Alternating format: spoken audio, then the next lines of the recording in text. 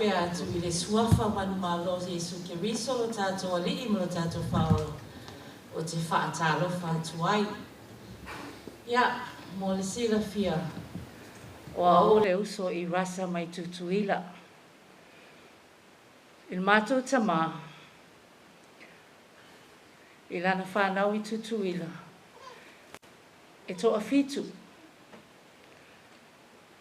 Atene, tolu tama. O leo langa whawhai lele ino I lasa malo na o onga, tupu ai. O tutuila I matu umawhanga nea Amerika Samoa. Ia, ona o onga o ia leo lu matua I mato umalava. Sia o lava I uma ona onga. Mawala na ngā luenga. Ia o ia. Sa tausia I mātou o na uso mo na tuangane la iti. O a ulai tene toa whaia, o a ule lo na tolu. Ua maliu le mātou uso lo na lua, a o Irasa ai leu lu matua. Mo le tau sila fia, I le mātou tupu ai. E le iloa lawai mātou e ese se tina o Irasa. Le tau singa o mātou mātua. E le whaatua o ia le alofa o mātou mātua. E mese si o mātou tina. Le nā mātou le iloa I lawa. O Irasa e ese so na tina. Tasi lawa tau tala mātou tina I a mātou umala. A o no whewai o mātou mātua e le mātou laiti. O Irasa na te vaaya mātou. E trouble foi e in trouble stenio I lasa pe a whale tonu se mea mātou a inga pe atu. Pea o ese mātou mātua o Irasa vaaya mātou laiti. Ia e whasi lawa stenio I lasa na te aveale avenga o I mātou laiti. O na ua tae se I pupole ase me foi atu mātou mātua a whaina o whale tonu mātou whale. Ia o mātou so mātua lawa lea na te aveale avenga. Tupu a e lawa se ia o lawa I na peona whai atu talanga. Uma na onga, mawala na ngā luenga, whairo na toa lua, maua le lalo to atasi matua lea o padela le whetaui. O na te ila eo mātou, o whaapea mai la ua male, sunga whaapea ngai ngane, o la ua le a. A ngai mai I New Zealand, o le a nofo e la ua, e atia e la ua a inga. And this was back in the, I would say, mid-80s, around 84, 85. Whatu a motu sia I nā mātou mawhtanga, Masio mato uso matua lea. I was just in elementary when she left the island. Na saula Irasa male sionto o lua por sunga whaafea ngai nganei. Watia aela ai ngai la tunu leo New Zealand, home of the Kiwis. Ia ua avea lea mamea, ua ngai mai mato matua au mai whai malanga mai whaalavelave, peo na sau noasio mato anti leo mai atu. Ia ua tā mai foi nisio ai ngai nei atunu.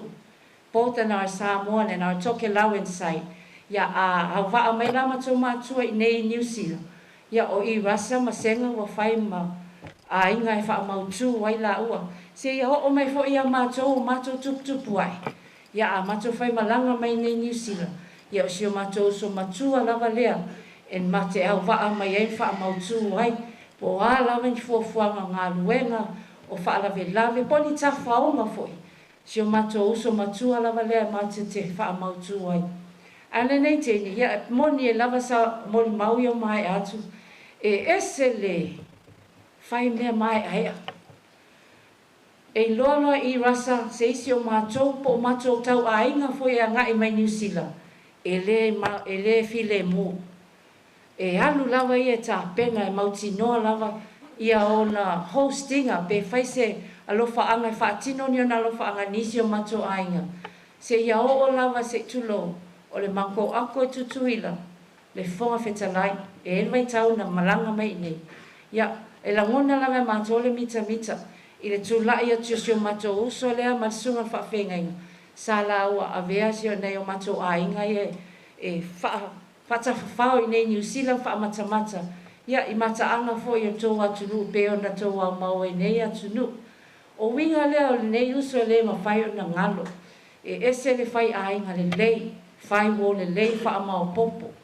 Lua afe ma leono, 2006, I si o mato e ka le sia la mo sa po le e whaka asai matu umawhanganea nea. Na ngai mai e mato whainga malanga i New Zealand. And I would say 80% of our group, this was their first time here in New Zealand. So our beloved sister here, she was able to settle everything in New Zealand before we flew in. E mateo mai, ua uma leona ta penga Irasa ma le sunga whawhenga ia. No foanga ma te mautu wai, from airport and from the day we arrived, ua to tu pasi. The way they hosted and they took care of us was really, everything went smooth and perfect. That's how she is. E musu te lele whatua po reusu matua lea. Ai whaale tonu sina mea. O le matou o langa fo i tuptupua e o I matou ainga I tutuila. E whaasae o matou matua, e mesisi o matou tina matua o tau maia. Whaasa matou o na tau matou taito alua. O ni whai a wā po ni tani, nofo tani. Whaasa ngana langona matou tina. E tau umalato o matou uso, mo matou tuangani. Whapenao na matou wola fe tau sia I e lava. E tau si leisi whanau a leisi. A matou ta whawhau mai foi lai nei, e whapena se matou wa ainga ia I lasa. O lo whaawau e ia le matou wola tutupu ai tutuila. Le tau singo whanau. Ma te tau nuuloa. Irasa make sure that she would call all her kids who were matou tua whai ainga. O lewa I auntie tau, o lewa I uncle you like. She made sure that all her children comes to her home and we gather together. We had that bond. Le matou mawhtanga ngā whalainga. Ma whailoa ai le tele o le ngafa matou ainga whatatala noa I whanau ma whanau I a whanau uma o amatan tupu ai. Ia, o le aso iwa. Aso sfuluiva o Februari, before the 19th of February. O te ilau o lau te whainga luenga. Ai wala au mai lo atali. My son lives o lo ilunga I Alaska. Telefoni mai lo atali I whapea, Mom, ese yo o neiva yaso atoa. He te asan mai. Aluia lo mawhawhau ia Auntie Irasa. O le lo plame o au mai ele li lo mawhawhau. Na o Irasa te mawhawhau ai. Ngala ia. O tango lo wala au Irasa. Auntie Irasa. Ya, neiva yas, neiva tau. This is the benefit of technology. Wa whaingo whian of so taita toi lua o penga te whailangi. Wa waiatu tangtanga I mai.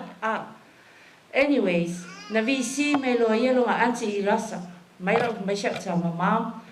Auntie is very sick. Kaku ea? Wa ma I lawa Auntie. E se ala wa ai. Then he sent me the picture. O la tal noanga mlanga Auntie. O ta tilo atu. Wa ese tūlanga o wa ai atu eise oso matua. Whakule lau ta aloa tali ia. Okay son, wale lei. Lele lisa o ngā luenga nā asu. Ia shok tua ngane le na mawhai malanga mai.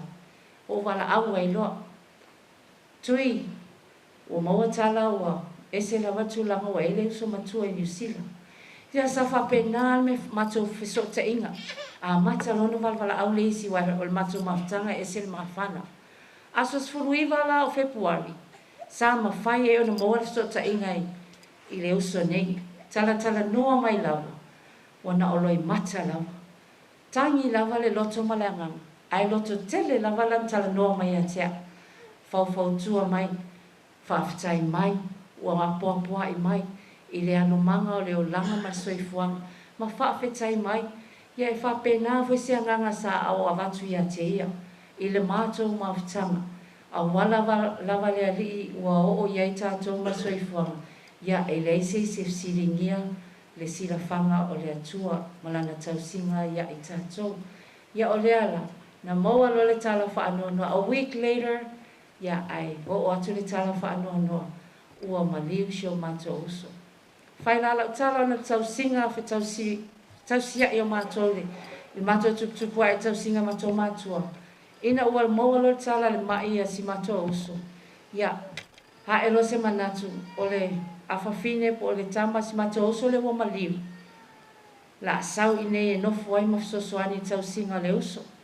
Te mai tai lea o Gloria. Tolu aso Gloria nei i New Zealand ia ai uma le lo sio matou uso e ese lava le mafana o le matou mafutanga ma sio matou uso pele nei ia rel whaaftai te le lau whaaftai mo lau tausinga whaaftai lua mafutanga a vea ile whaatau wa au le uso nei a tonu saus te mi sa no atu sio matou tohane matou le whaua watu sa utaranga sio matou anti whaaftai lo alofa il sio matou uso whaaftai te le lau tatou mafutanga whai ngā malanga muli lau le uso ma le sunga le whaafenga inga na ngai atu ai tutuila o le maliu alo o atari lua afe lua sfutolu e ese lava le mausali ma le mafana i le vaai mai o lotu atu le sunga le whaafenga inga ma le uso nei e awai atu i le aso se o atari my son passed ia na langona i foi le mafana ma le lotu tele ina ua awai atu se uso ia ma tala noanga lava le whaale uso awa le atiae o le matou ainga wa umatu matua ia a o matou nei la whaaua mea whai o ainga ma le ngafa i tu e fia lava e a ngai e tangata ia e le whai lava na tu ua le alofa o ainga ia o se Molimau popo na uso o le whai ma mai lisi matou uso toi to o luai maua a o alofa anga lo momoli mai lava ia manuela malanga i whapena foi na alofa le atua maua pe lau sunga whawhenga le ola ma le malosi ai ala wa tautua ina o le atua ma ngā luenga ia au foi nei avea le motusia mofutanga le usu la le teva ai le hanga ia tu lau sunga whawhenga tatu aina ai mese whanau a Irasa whanau a Irasa o matou whanau foi le na whaawau pia le tatou mafutanga ma le tatou sotai ma le tausinga ia maulunga pia le viinga ma le anganga le whaafutai le atua ono Yesu amene